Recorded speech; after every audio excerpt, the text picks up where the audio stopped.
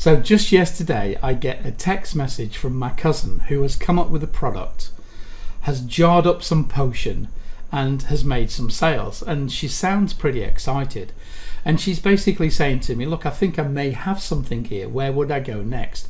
What would my advice be to her to do next to see if what she's coming up with may be able to become a small business for her? Now, I was reluctant to say, well, you need goals and you need to identify your target market and all those sorts of things that we all know we should do in business, and a business plan and a marketing plan and all that kind of stuff. I thought because she's come up with something, it's probably best to start talking to her about formulating the price of the ingredients for this particular potion that she's creating. I'm calling it a potion because I don't really want to tell you what it's actually all about, because I haven't got her permission to do that yet. So I'm sure I will in subsequent videos. And it ties in quite nicely because my intention is to release 3 videos that show you how I use Excel in my own business to achieve 3 very different things. The first thing is how I use Excel to cost the products that we produce. So there's a bit of synergy there, and I'm sure if my cousin's watching, she may get some benefit from this, and she's quite welcome to have the spreadsheet if she wants to. So here we go.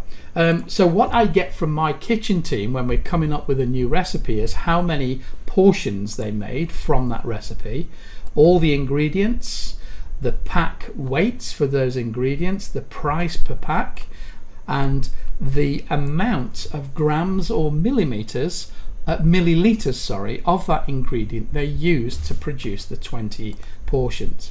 And from that I'm able to deduce, for instance, that chicken thigh costs a cent per gram.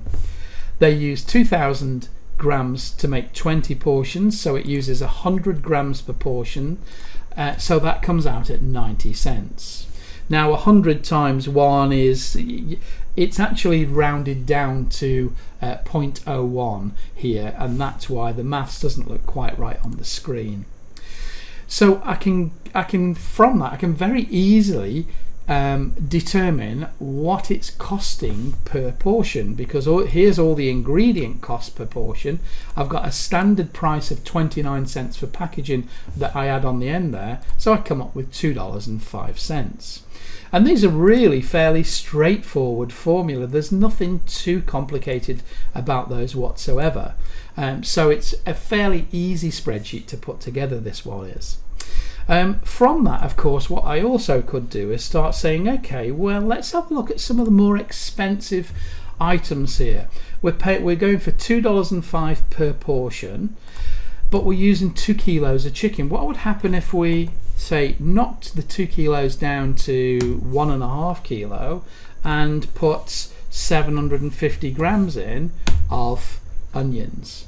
So I go from $2.05 down to $1.89. Now that may not work. The chef may come back to me and say, yeah, we really can't do that because it's just not going to have the flavors and it's not going to have the value that we really need it to have.